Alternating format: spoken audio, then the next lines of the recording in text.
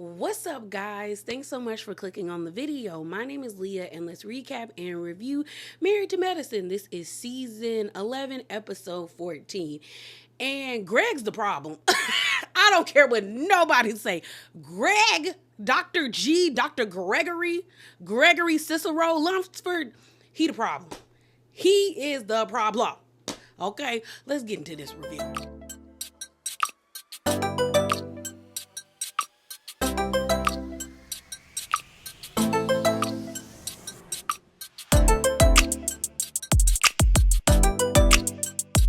Sometimes before we get into the review, we get a little spicy, just a little bit, okay? And I just got a few things I want to talk to y'all about. So first up, the reunion look. So I did the drama video. Please check it out if you want to know my personal thoughts about each lady individually. Collectively, I think I gave everybody, like, as a group, C. Like, this was a C group project because there definitely was some misses. And I was just like, girl, did you budget? Did you not budget for the reunion? It was given that. But y'all know I try my best to timestamp my video, so definitely check that out. I also talked about what Heavenly said about Simone and Sweet Tea's reunion looks. And speaking of that, Simone actually responded to Heavenly, but in a roundabout way.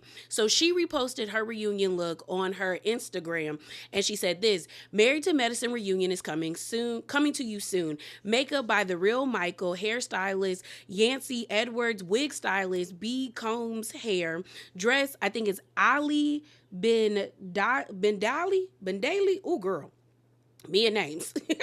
Shoes, Givenchy Rose, Ross. And then it says earrings, Chanel official. And then she put in parentheses, remember, ugly is as ugly does, hashtag FYI. So then a commenter on Instagram says, why do y'all let Heavenly talk about y'all like that and do nothing about it? So then Simone responded by saying, why clap back to ignorant comments? And that's the thing. I feel like y'all want the ladies to be going at Heavenly or matching Heavenly's energy all the time, and y'all act like we haven't seen them do that. Like, collectively, I don't think anybody on the Married to Medicine's cast who's on there presently or past is afraid of checking Heavenly. I don't think nobody is. Nobody. Mariah used to trigger Heavenly and they used to go at it. Lisa Nicole Cloud and Heavenly used to get at each other. Carrie and Heavenly used to say things back and forth. Anila used to give it to Heavenly. Janice, I think that's what y'all told me, that's her name. The lady with the short pixie cut, I think she was there like season 3 or season 2 as a friend of. She used to give it to Heavenly. Dr. Jackie didn't even like Heavenly for like 2 or 3 seasons and used to be nice, nasty to that lady all the time. Simone be itching to cuss Heavenly out and has no qualms about getting loud and cussing her out. We've seen Phaedra say things to Heavenly. Toya be checking Heavenly. Contessa has said things to Heavenly. Quad has said things to Heavenly. I think you guys want to see Heavenly triggered. And because Heavenly knows that's what people want from her, she is the type of person that will, even if something does hurt her to her core, she's not gonna let us know about it. I think I was so surprised of the turnaround time of Heavenly coming out and apologizing for her disparaging comments that she made about the gay community, because I think she does have gay friends who probably called her and told her, girl, what was that? And she had to come and correct it. I also don't think she was prepared for the backlash that she got from people. And I think she was remorseful about the people that she offended, because she does mix and mingle with those said people from that community. But other than that, I don't think we're ever going to see Heavenly really sweat. And even the ladies from Married to Medicine LA, when they had that crossover episode with the girls, them women was checking Heavenly. So I just feel like y'all want something that we're never going to get out of Heavenly. And it just, at this point, it is what it is. But I don't like this energy of acting like these women don't clap back at Heavenly when they see fit to. You know? Speaking of Heavenly, she actually quote tweeted one of my tweets on Twitter. And follow me on Twitter if you want to. I don't really care, you know. I just be talking about housewives and anime, to be honest. But I said this: Look, Heavenly is problematic AF. We all know that, but I think it's crazy for Contessa to act like we didn't see the cracks/problems in her marriage 2 seasons before she decided to leave the show. She can't put all of that on Heavenly, and I did, hashtag Married to Medicine, all of that stuff. Heavenly quote tweeted me by saying, DAMN, LOL. I guess both can be true at the same time. And that's what it is. Two things can be true at the same time, and I stand by it, okay? So moving on, the last thing we're going to talk about is Miss Phaedra. So I guess Phaedra says, girl, I'm a Real Housewives officially. Now I'm back on the show I wanted to be. So now it's time for me to trash the show I was on, because she is now singing totally a different tune than what she said a year ago. Because she called she called Real Housewives of Atlanta a sinking season. You have jumped shows, franchises, and you're joining the team. I am. It's been a great experience. These are obviously doctors, so they're very smart, very intelligent. They come to work on time. I love it, but they're full of drama. But it's a different kind of drama. Housewives dramas can be dangerous. It's not dangerous drama. It's very intellectual drama. It's relationship drama. Lots of friendships gone awry. So it's really authentic, and I like it. A lot of things, and just being honest. I did that for 8 seasons. Both of my kids were born on there. And it was a great ride, but you got to get off the Titanic before it sinks. The boat is going down, and I don't want to be on the boat when it's sinking. Ship. It said the ratings suck. But now, okay, Phaedra. But she said this. Phaedra says she's excited to be back on Real Housewives of Atlanta because the ladies aren't haters and jealous of each other, opposed to Married to Med. I don't want to be miserable, especially not miserable in medicine. So let me play that clip for you. We did just see you on Married to Med. Yeah. You said you didn't like those types. I sure did. So what type of things here in Atlanta? These are housewives are the type of women that are confident. They're not haters. You know what I'm saying? Everybody stays in their own lane. They're not jealous. They're not mad that somebody working and getting a bag. So, and they like to have fun. You know what I'm saying? So I don't want to be miserable, especially not miserable and in medicine. Yeah. Find that to be so comical coming from Phaedra, when let's not act like there's not jealousy and hateration over there at Real Housewives of Atlanta. And for Phaedra to feel this way when you only film 2 weeks with the girls before they wrap, and we probably won't see Phaedra till probably episode 9 or maybe 10 and then on, it's crazy to me. It's crazy to me. It's just wild. So let's get into this episode, y'all. Like I said in the intro, Greg is the problem. That little man is the problem. And I don't care what nobody says. I do not care.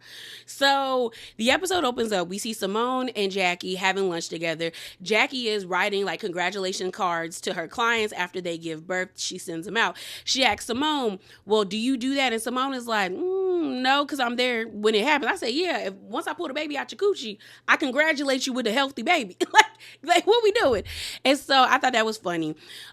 Jackie lets it be known that she spoke to Phaedra, and Phaedra finally paid her money for the Met Gala, as well as Phaedra says she no longer wants to be a part of the group. And what's interesting is we talked about it in the spicy corner about how Heavenly came out and said Phaedra's money is a little funny because of the whole Met Gala situation. Phaedra combated that by posting, her receipts with her bank statements with the money. And honestly, I think Phaedra's a liar. So I was like, I don't know if that's a legitimate bank stub or a bank receipt. And Heavenly is the type of person that if she don't really like you, she'll put 20 on 10. So I was like, girl, is that what really happened? But shouts out to Quad. Because Quad was on Watch What Happens Live around the time of the back and forth, and she was asked about this situation. And she said the issue, or what it boiled down to, was that Phaedra was dragging her feet when it came to paying the ladies. And we talked about that in a spicy corner as well, where I think the Met Gala happened in June or the last week of May, and she didn't pay them until July. And I think the flashback of her finally writing the check when Jackie went over there to talk to her lets me know that more than likely what Quad was saying was true. And I don't fault them for harassing her for that money, because you are the one that changed their goal. They only wanted to do $25,000. You said, no, let's do $100,000. And so if you agreed on camera to pay the difference, then where your money at? And as someone who has worked in organizations that do fundraising, most of the time we would allot people 2 to 3 business days before we would start calling in for their donations, because most of the time in those 2 to 3 business days, people would either pay the day they said that they were going to pledge the money, or they would do it in those 2 to 3 business days. So I was just like, yeah, that's what it's giving. It's giving that. Phaedra says in her confessional, she don't write checks she can't cash. She'll catch that. So, she paid her money. We good to go. Honestly, that was the only reason why I wanted Phaedra at the reunion. I wanted them to hash out this money thing and come at each other in person, but she ain't show up because I really don't care about the whole Shireen and all of that stuff. So we might as well talk about that. So like I said, Jackie said she didn't want to be around the group anymore. And Simone was like, well, did she explain why she don't want to be a part of the group? And Jackie says she wasn't comfortable with Apollo and his wife being around. And you know me, I asked the right questions, and I told her I thought you were under the impression that Apollo was coming. And they keep flashing back to when Heavenly called Phaedra on FaceTime, and I feel like that's production's way of saying she knew that man was coming. And she did know, because Heavenly was like, are you cool with that? She said, oh, we're in a good place, let it be a surprise. So you knew he was coming. I think the only thing that gagged Phaedra and that rubbed her the wrong way is that Apollo brought Shireen. I feel like Apollo found out that Shek and Phaedra were messing around, or he was on this show with her, because when he got on that boat, when they were heading to the sand barge, he was talking to Heavenly and Quad about like, yeah, I told her you don't need to be involved with him. Like, that's my friend. So I feel like she purposely messed with Shek, which is her right, because Phaedra don't owe Apollo nothing. She don't owe Apollo nothing. But I don't like this narrative she's trying to create about not knowing that he was coming on the trip, like they completely blindsided her. I think the only thing that blindsided her is Shireen being there. And I think Apollo said, okay, girl, you messing with Shek, I'm going to bring the person you really don't like, which is Shireen. And I think that's how things got active. Because Jackie also says that Phaedra told her that Apollo doesn't like when he sees her with other men. And so, like Simone said, you brought him around us last time and everything was okay at the reunion. And then you purposely brought Shek because you knew it was going to rub him the wrong way. Phaedra has to take ownership of that. And I agree. Like again, I don't think Phaedra owes Apollo anything. Like, they're not together. He cheated on her with Shireen. But to try to create this narrative like you were blindsided is crazy to me. And I think that's why production keeps showing that scene, because it's like, no, girl, we asked you. You said it was cool. And if she had a problem with it, I bet you she could have went to production, because she's supposed to be Miss Phaedra Parks, okay? The gift that keeps on giving. If she would have told production, I'm not cool with that, I'm not okay with it, then they probably wouldn't have invited him on the show, because she was filming scenes with him prior to them being on the sand barge. I remember it was before the Freaknik party, and her boys were going with Apollo for, I guess, his week of having his kids. And he told her, well, Toya saw me at the whatever, and she asked me about me and my wife's marital issues. So it's like you said Toya was being messy, trying to get in his business like that. So what is it? Are y'all good or are y'all not good? Y'all good enough to have these cordial conversations. You were good enough to say that we're in a good place. You were good enough to invite him to the reunion. Again, I think what really got Phaedra is that man pulled up with Shireen because she thought she was going to get him with Shek. And Apollo found out about Shek and said, nah, girl, I'm going to bring my girl too. So the conversation continues with Gregory's rap song, or was it a rap song? I mean, I guess it was. Or sing talking. And Simone shows Jackie the video. And Jackie said, girl, he said, I'm going to get on with my life. I got a brand new wife. And the way Simone cackled is how I cackled when we first saw it on the episode. Like, I was stunned, but I had to laugh. And like Jackie said, I think he grabbed his crotch. And ultimately, Gregory told Gregory told Cecil that he did it for comedic relief, and I think that's a lie. I think Gregory thought he was doing something real big, and the fact that everybody laughed in his face, now he trying to change the narrative and be like, oh, I was just doing it for fun. That man's a joke, and I don't know how that girl is attracted to him. He is with Contessa and Heavenly finally having a conversation. And it was awkward because they both came to this conversation defensive. Heavenly, you could see it in her body language, because even though they chopped and screwed that entire scene, because you could tell that a conversation didn't start this way or end this way, Heavenly's body being turned around like this most of the time lets you know that she came in there defensive. But then also Contessa, every time Heavenly would say something or try to share her feelings and her opinions, Contessa would be combative. So I was just like, both of y'all can't be giving that energy. Okay, somebody need to be even keel. So they flash back to when they got into it at the Dude Ranch, and Contessa wanted to put the pause on Heavenly. We also see Contessa in her confessional saying that her and Heavenly have been polite to each other, but very distant. It seemed that Contessa is the one that started the politeness between her and Heavenly, because they show a flashback to where Heavenly ends up saying, Contessa, thank you for being the bigger person. And I guess she's the one that reached out to Heavenly. So while they're sitting there, Heavenly basically says, I think this is good for the both of us, but I also need you, Contessa, to own your part in this like breaking up of our relationship. Contessa kind of looks at her like, girl, what did I do wrong? And Heavenly said, well, you got mad, and all I told you was, if you're going to keep talking badly about your husband, then you should probably shut up about it. Because what you want us to do about it? And they do show a flashback to, I think that was season 9 reunion, when the theme was Las Vegas or being at a casino. And Heavenly ends up saying to Contessa, if you keep dunking on your husband but stay with him, you got to shut up. And so Contessa responds to Heavenly by saying, I'm the type of person that likes to talk out my issues. And I agree with both of them. I am the same way as Contessa. I have been known to beat an issue into the ground, especially if I don't get the response that I'm looking for, or I don't get the satisfaction that I think I deserve from said conversation that we're talking about. But I also understand Heavenly being like, well, girl, you keep telling us all these bad things about your husband and you expect us to just be quiet. A real friend wouldn't be quiet about it. They would tell you, girl, it's time to move on and do something else. And I feel like Contessa is confusing at times, because she acts like everybody who's watching this show is stupid and didn't see the issues that she had in her marriage. Like, you actively talked about the issues that you had, even if you didn't talk about them to a detrimental extent in your mind, girl, the way that you were behaving showed that y'all had issues. All that moving around you did during seasons like 7 and 8, like, it annoyed me. It really annoyed me, because one minute you want to be an attorney general and you moving to Tennessee, going to Meharry Medical School. Then you're like, no, I want to be a stay-at-home mom. Then we switching from stay-at-home mom to now I want to be a doctor again. And you got to practice with Scott to now we bodybuilding. Like, you were all over the place. And that showed and told a lot of people that, oh, you're not happy because you're trying to find things that are going to make you happy. You even said that Scott wasn't being very supportive about the decisions that you were making. On top of that, let's not act like everybody kind of thought something was going on when he walked out on that stage during, I think that was season 8 reunion, and you looked up at him crying with tears in your eyes, and Scott was like, we ain't doing this. Like, what we doing? We ain't doing it. And you walk off the stage saying sorry to the ladies.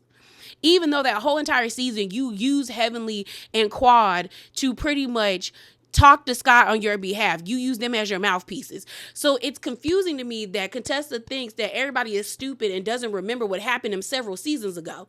And I'm not saying that absolves Heavenly for her behavior, because I also agree with Contessa in her confessional where she was like, a friend is not somebody that talks about you on social media. Because if that's the case, then I've never had a real friend.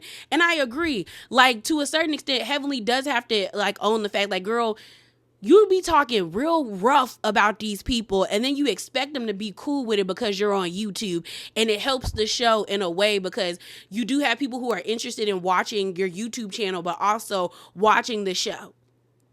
But also, lady, you be crossing the line. So I understand that. So then Contessa was like, the issue is you called my husband abusive. And so they show when Heavenly was asked that question, and she answered the question by saying, no, I don't think it's physical, but I do think it's emotional and verbal. But then Heavenly ends up saying, but Contessa, you said the relationship was volatile. And she's like, yeah, but I never said abusive. But I Googled the definition for volatile, and it says this: volatile describes something that is likely to change suddenly and unexpectedly, especially by getting worse or that is easily evaporated. That sounds like like abuse, my good sis. Like something that gets worse, that's unexpected, it happens all of a sudden, and then it goes away. You should have used a better word. Maybe you could have said it's like our relationship is up and down, but using that word, I would have thought that it was a lot of stuff going on with y'all that wasn't safe for either one of the parties involved. So they pretty much agree to disagree, and basically said that Heavenly ends up saying, can we agree that neither one of us wanted it to get this far? And Contessa agrees, and then they hug each other, and Heavenly ends up saying, like, I hope we never have to have this conversation again. And Contessa says in her confessional, I never would have thought I would have been able to like have a conversation with Heavenly without wanting to choke her. So now they're both hopeful for them moving forward. So then Contessa shares that she is working with the American Diabetes Association, and she wants to do a health fair for the community. And she's heavily impacted by diabetes, and she just wants to do a fair that will, bring awareness in the community. So then I think Heavenly ends up asking, like, who all are you going to bring? And she said, yeah, I'm inviting King and Quad and Greg and Sweet Tea. And Heavenly's like, I don't think that's responsible. She was like, I think that's irresponsible, like, especially when someone brought up charges on someone. Because Contessa is like, how's that irresponsible? And she's just like, charges, ma'am. Charges. And I agree with Heavenly. Like, if there were no charges, I would have been like, no, that's not irresponsible. Like, y'all are all still friends with them. But to put somebody in a predicament where the person that pressed charges could be like, well, he's following me, he's making me feel unsafe, I wouldn't go if I was King, and I wouldn't go if I was Quad, because you playing with my man. And that's who I have loyalty to, just like Sweet Tea says she got loyalty to her husband. You know what I'm saying? So Contessa feels like that's stupid. She feels like y'all are putting 20 on 10. But I'm like, Contessa, you're the one that told everybody that he got a restraining order, or possible looking into efforts of getting a restraining order on King. So why would you think that it would be okay for King to be in the same place as Gregory at this point in time?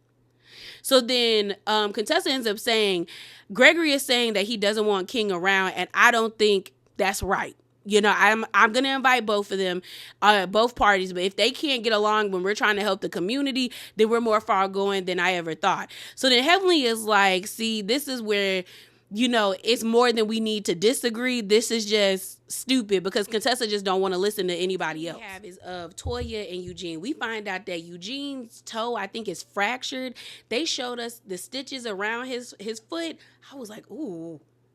It looked painful. So, because I don't think it's broken, because he was talking about going back to work after they finished that conversation. And I was like, girl, you going back to work and your foot messed up like that? You better than me. Okay.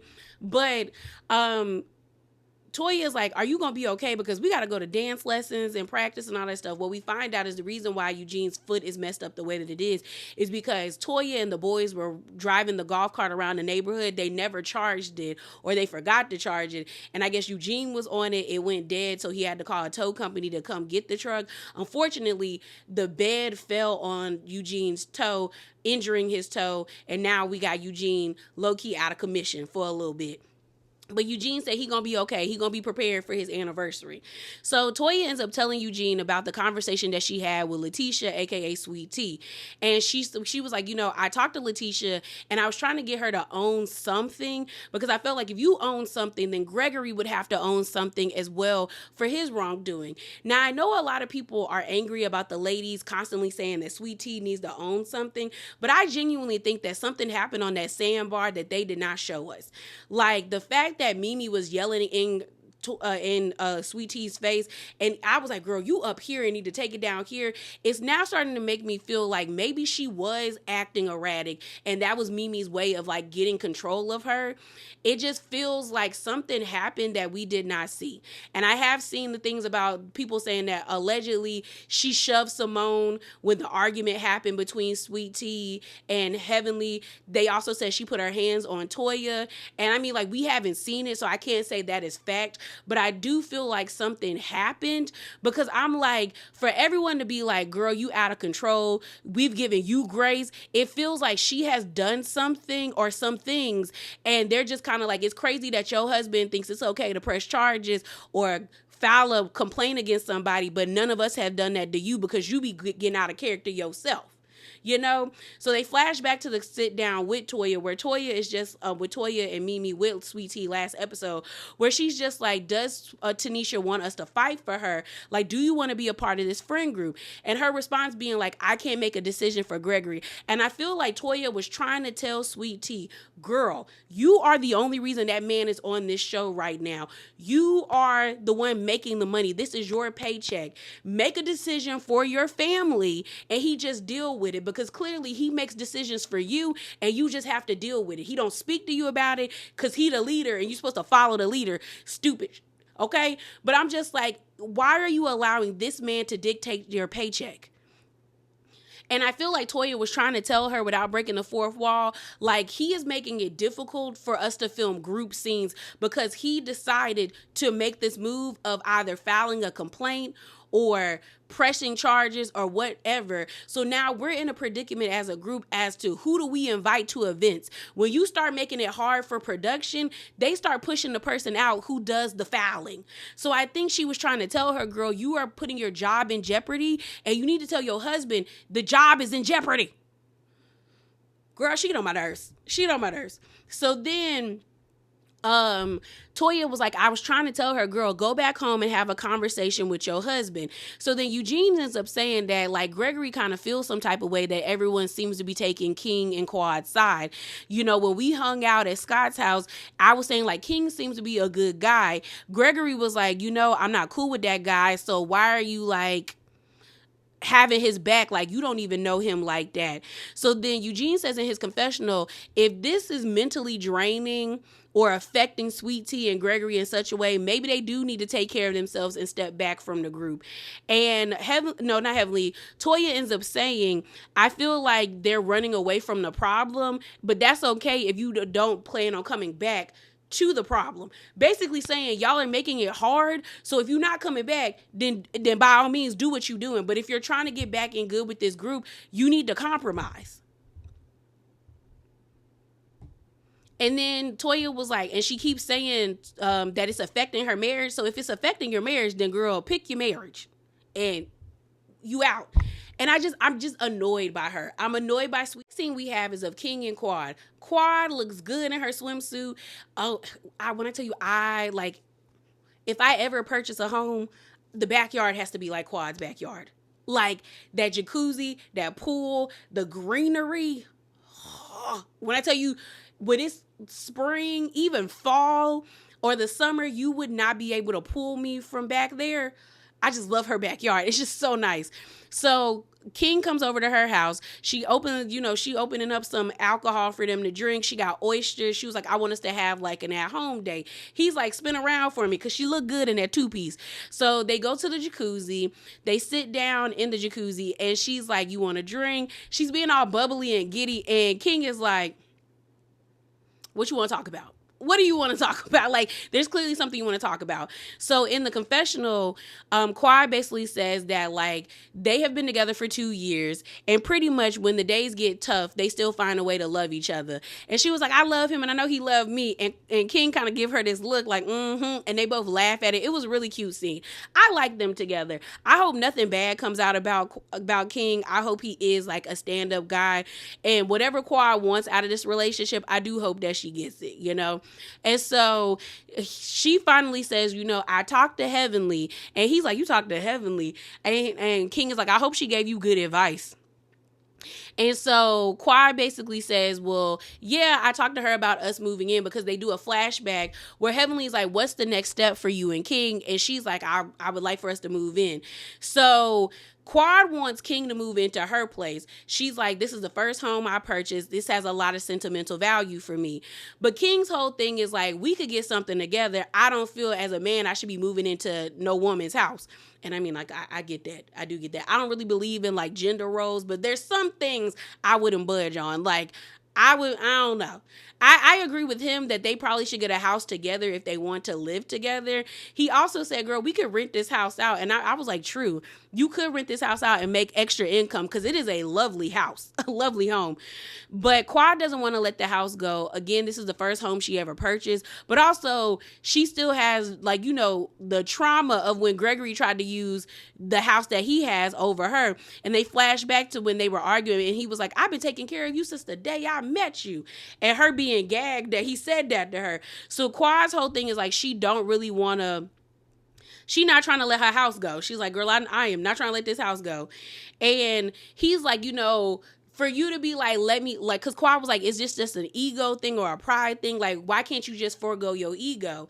And King's whole thing is like, girl, you believe in gender roles to a certain extent. So you telling me to forego my ego, but you believe in them because you asked me to take out the trash. You asked me to do these things, make up the room and all of this stuff. And Quad's like, because in a previous relationship, I didn't have that. And they flash back to when Quad was like, this the trash from last week. Like, he ain't taking out the trash. And Quad says, you know, I wish I wouldn't have allowed like the things in my past to affect my relationship now, but like it is kind of hard to navigate our relationship when I still have those issues lingering. But she was like, you know, we're not rushing into anything, but it's glad that we had this conversation. But I'm gonna be honest, I'm with King. I feel like y'all should just get a place together so everybody's on level playing field. Like, it's 50% my house, 50% your house, because I would hate to be in an argument and you tell me to get up out your house because this is your house. Because I'll do that. I know how I am. You piss me off good enough, get out. The door's right there. And then I'm changing the locks on you, changing the security codes and the code to the garage. So it probably would be better for us to be on the same level if we getting together like that. We have is of Miles and Michael in that nasty apartment. It's nasty. And I was with Simone. They're paying over like, I think, $2,200 in rent for them to stay there, and all they ask is for y'all to keep it clean because it seems like they're both still in school or at least have jobs. And I don't think it's wrong for your parents to pay your rent if you need help and you have a job or you're going to school, because my parents have done that for me. So I don't have a problem with that, but what I do have a problem with is for them to be in their mid-20s or late 20s and y'all living in filth like this. And you can't even equate it to like it being a male type of thing, because I've been around women who are just as nasty. Like, especially when I was living in dorms in college or going to somebody's like kickback or someone having a get together at someone else's house, and their version of clean is not the same as the version of clean that I grew up with. Because I cannot lie. There was one point where I realized that women can be just as nasty as men is when I was living in a dorm. It was like sophomore year. And we were suite mates. So like we had a common area, 2 showers, 2 toilets. And there were like 4, I think it was 5 of us. Cause I had a roommate. It was 2 of us in a room, but our room was the biggest. And then the other 3 rooms were like rooms by themselves. So there was this one girl in our room. She stayed in B. She was right in the middle. I thought she was so fly, y'all. I didn't really talk to her a lot because she wasn't always around. She was always doing stuff, but she was really pretty. If her hair was always done. If she didn't have braids in, she had on a wig, and the wig was always nice. If she didn't have on a wig, she had a sew-in, or she had her natural hair out. And her clothes were always nice. But when I tell you she lived so filthy, I mean so filthy, y'all, to the point where there were bugs coming up under her door, and they were coming into like our room. And I'll never forget, I had like a party promotion flyer in my hand. And if you don't know that, the promotion flyers normally are thick paper if they're a good party promoter. If it's flimsy, girl, don't go there. That's a trap. That's a trap. And I took the cardboard and I swept it back in. There was like a water bug coming off and under her door, and I swept it back into her room. And we had to have a suite meeting, because I was like, girl, that's nasty. That's nasty. That is like, you can't live like that. I can't live like this. And when I tell you, she had like multiple bags of trash coming out of her room, like, I mean, massive bags of trash coming out of her room. And I was just like, how do you let your room get that nasty? Because I know if there's one bug coming off and under the door, there's more of them in that room. So I could never be like, men are just disgusting. Women are nasty too. Women are just as nasty too. Okay? Filthy. filthy, okay? But basically, Simone basically tells them, like, y'all are going to have to come home with us if y'all don't get the acting right. And I guess because they weren't paying rent, they ain't feel the need to do anything, but now they are being told they have to pay rent. Honestly, Cecil is too soft on them because Simone be trying to implement structure, but Cecil don't be wanting to do that with them. I don't know why he be so lax on his children. Maybe he grew up with a harsh, like, parental figure. Maybe his parents were really harsh on them and he was like, I ain't gonna never do that to my kids. But they need some type of structure. So now they have to send their pay stubs to Simone so that they can take at least 5% out of their paychecks. Like, they have to tell her, like, they have to send it to them, like, email it to them, so they can get a percentage to start, docking them. Because, yeah, that's nasty. You too old to be living like that. Too old. For Contessa's event, it has, like, a really nice turnout. They have all these different organizations there. I thought it was cool. The one organization that says they help pay bills, like I guess medical bills, that's a godsend for a lot of people. We see that they normally do this. This is one thing I do like about Married to Medicine is we do see them do outreach. And it's nice that, things have changed because of the pandemic, but it's nice that we are seeing them do this health fair. All the doctors I think the only two people that weren't there was Simone and Toya. So Eugene and Cecil weren't there either, but everybody else showed up to the event minus King. Qua was even there in scrubs. And like Contessa said, I don't normally wear scrubs if I don't have to.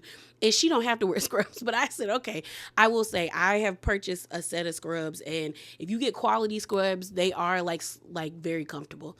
It's low key like walking around in pajamas, but they look nice. So we then see a scene of Heavenly and Damon on their way to the event.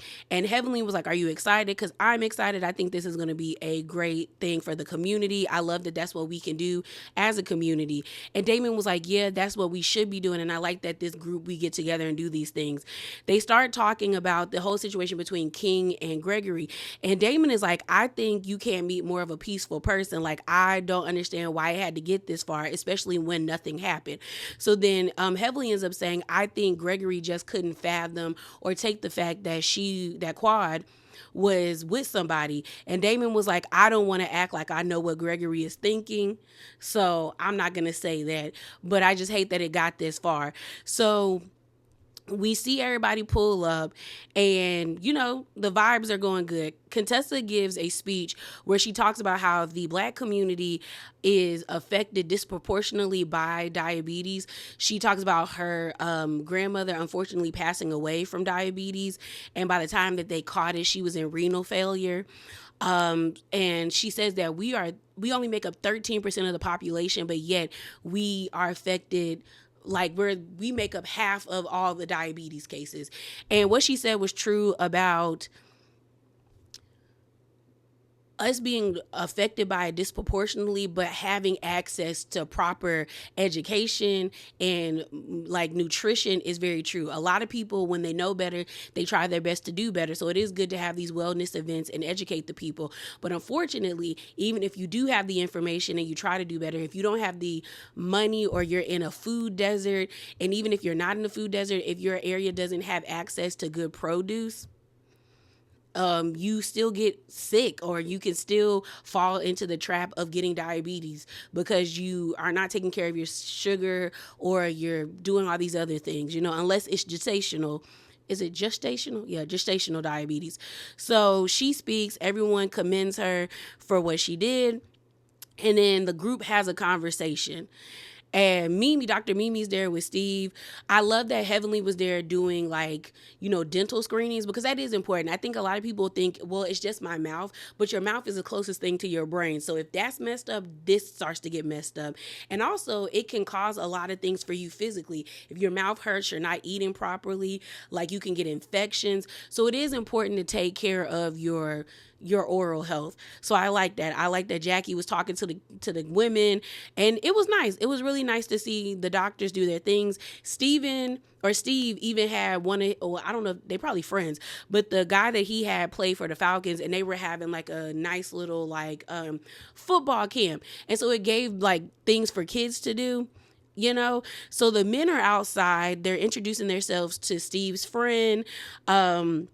they're asking him, did he play professionally? And Damon ends up letting them know he don't really be watching the NFL. The guy's name is Mike Davis. He used to play for the Falcons, the Atlanta Falcons. He was like, I watch jiu-jitsu and MMA fighting. I'm not good at that. So Scott ends up saying, like, he likes the fact that all the women are here and they're putting their drama aside to help a bigger cause. And Steve is like, yeah, I like it too. So they start talking about Gregory and how, like, this whole situation has gone way past what they think it should be. Inside with the ladies, and Heavenly ends up telling Mimi, me and Quad don't feel very comfortable with being around the Lumpsfords right now.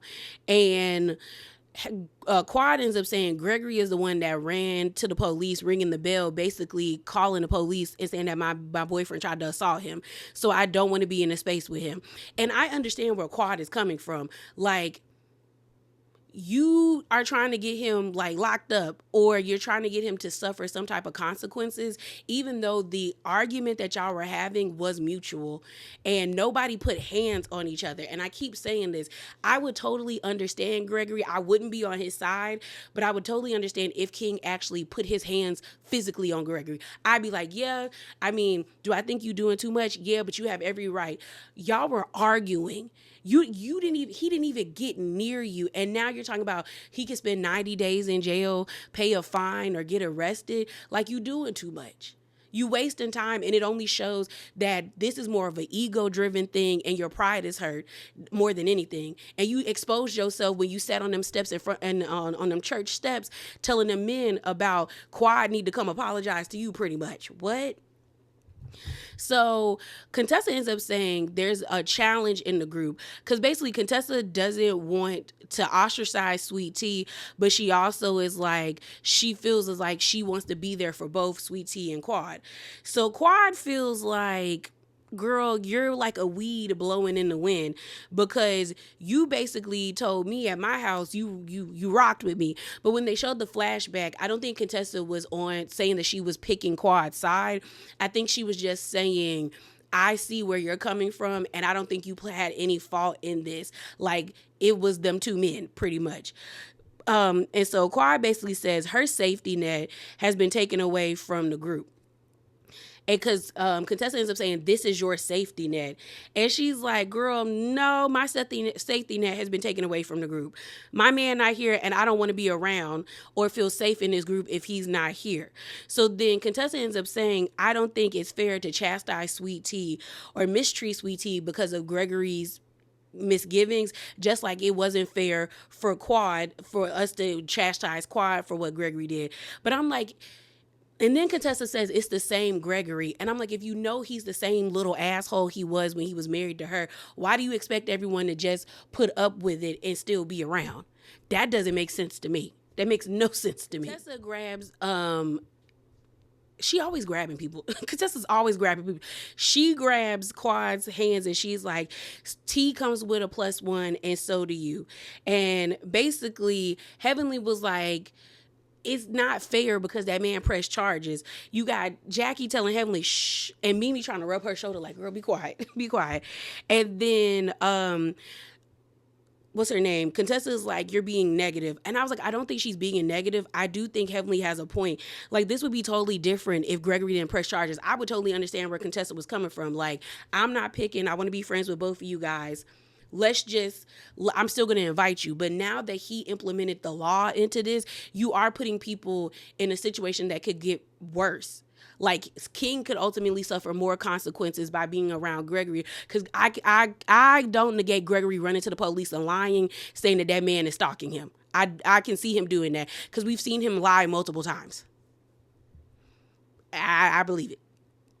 So then Contessa is like, Heavenly, stop being negative. So Heavenly is like, girl, I'm not being negative. All that hand stuff, I said, y'all need to stop that. Y'all need to stop that. So Mimi is like, here we go again, being shady and yelling. And mind you, we in front of a bunch of people. And Jackie's like, can we not do this? Can we not? So then Heavenly is like, Contessa never lets people say their piece. Like, all I'm trying to say is, like, listen to the girl. She don't want to do all of this. So then Contessa basically tells Heavenly, you can excuse yourself. Like, you can go on somewhere. So Quad basically says, wherever the Lumpsfords are, I'm not going to be there. But Contessa also tells Quad, King is welcome wherever I go. So she's like, I don't have a problem with either one of y'all. And she talks about how Toya and Eugene want everyone to be at her problem. And then Heavenly ends up saying that Contessa and I will never see eye to eye. And then Contessa says, I thought we were in a good place.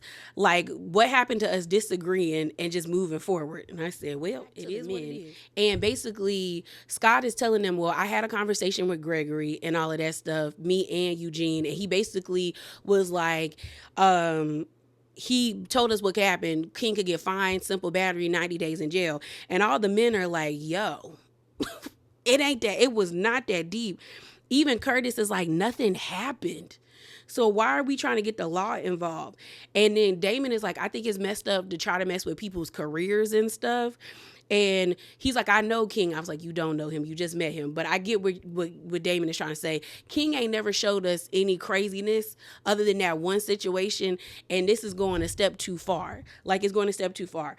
So then Steve said he called King to see how he was doing. And he was like, King wants to move forward. Like, he's willing to let the past be the past and they move forward. And I like how Steven pretty much said what it was. Gregory's ego and pride is hurt, and wars have been fought over that. That's what it is.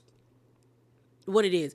And so Curtis is like, I just feel like it ain't that deep again. So then we asked him what could happen for us to like move forward. Gregory ends up saying there's only one person that can make this right. And she was like, and they're like, who? And this man gonna say, I don't know him, I know her. So this thick neck man wants Quad to apologize to him. And I'm so glad that all the men were like, what is Quad apologizing for? Like, and see, Gregory to me contradicts himself. On that beach, you said there was fault on both sides. So if you're saying there's fault on both sides, you owe her an apology just as well as you think she owes you an apology. And then the fight that happened, that's between you and King. That has nothing to do with Sweet Tea or Quad at this point when it comes to y'all hyping it up that much. And for you to want her to apologize to you just shows that this is an ego move. Because you felt small, you now have to puff up your chest and feel big again by making her feel less than, because he wants that girl to come and grovel to him and say, I'm sorry. Girl, when I tell you, I'd have told that man, fuck you and yours real quick, because I'm not apologizing for nothing. You lucky my man didn't bust your skull open, because that would have been my energy if I found this out, if I was Quad. I'd have been like, just for that, hit him anyway. Hit him anyway. You should have hit him anyway. What do you mean you want me to apologize to you and you couldn't even give me an apology? Bye. So then Curtis is like, so he want Quad to disappear. And so Scott is like, this is not a Quad situation. She don't need to fix anything. This is between King and Gregory and they need to fix it. And then Curtis is like, this is Gregory's responsibility because you decided to get the police involved, not Quad. Quad don't need to fix nothing. And I said, thank you. The last scenes we see is the Lumpsfors coming up to the establishment. Quad and Heavenly leave, because they don't want to be around them. And Heavenly ends up saying, bye, Contessa, you need to go get you some help. I said, see, you do too much, Heavenly. You do way too much. So the Lumpsfors are already on defense. You got Sweet Tea in her confessional talking about if they want the smoke. I'm not here for smoke, but if they want it, we can get it. Everyone's trying to check the temperature of Sweet Tea. Contessa is just like, how are you? Like, do you want to be a part of this group? Do you not want to be a part of this group? And Sweet Tea does the same thing where she's dismissive and she doesn't really want to answer the question. Like, and for Contessa to be like, we miss you at Quad's house. Why would Quad invite that lady to her house when her husband is pressing charges? See, that lady Contessa confuses me, bro. She confuses me. And they were like, well, how do you feel about being in this group? And Sweet Tea says, the truth is I don't feel safe, like mentally in this group. And then Mimi ends up saying, well, what can the group do to make you feel safe? Like, what can they do? And they flash back to when the ladies were having a conversation with Sweet Tea when it was Mimi and Toya. And they were like, do you want us to fight for you? And I think Sweet Tea says, if I have to pick my husband over the group, I'm picking my marriage. That's your choice. That's your choice. So then we see the men out on the church steps talking, and they basically like, how you doing? Stephen is basically like, how can we get you to drop the charges? Because the disagreement y'all had was very small. Gregory feels like he's been disrespected, and he's like, if I'm gonna be disrespected, I'm not gonna take that lying down. So that's the reason why he pressed charges, is because he felt disrespected. Not because he feels in danger, not because he feels threatened, it's because he feels disrespected. And again, I would understand Gregory if King would have put hands on him. But that man didn't put hands on you. Y'all had this much, y'all were this close to each other's faces, and nobody popped, mushed anything. It was until Sheck and Cecil came, then you were like, yeah, da, da, da, da. Yeah. I knew that's how you was because of your girl. So they're just like, they don't want to choose, but Gregory is making them choose. And Gregory feels like, it's y'all fault. Like, this is not my fault that y'all have to choose. And I'm like, it is. And what it boils down to is Gregory thought they were going to pick him like they did last season. But the difference is this is a different playing field. Okay, Gregory, the fans most of the fans that rock with this show wanted Quad to be back on this show. So you should have understood coming back to this show meant you were going to have to be around Quad. They're not about to kick off Quad, a paid worker, for somebody that doesn't get paid, that is not getting paid. You're not getting paid. You're not even an employee, low key. Like, you're here adjacently because of your wife, and you're causing issues with production. He's annoying. So we go back inside, and basically the women tell her, girl, get your husband to drop them charges, because we've never been a group to have charges pressed, which they have had charges pressed. Quad pressed charges against Lisa Nicole when she doused her with that drink. And mind you, that's assault in some states. So I didn't fault Quad for pressing charges, but I do feel like she played a part in the argument that happened between them. And the women that season were pushing her to drop the charges. So they're doing the same thing. The men are trying to push Gregory to not go any further, just like the women push Quad to not go any further. And it is what it is. Everybody looking at Sweet Tea. She don't know what to really say because she got to do what her husband says. She keeps saying, keep in mind that she's new to this group.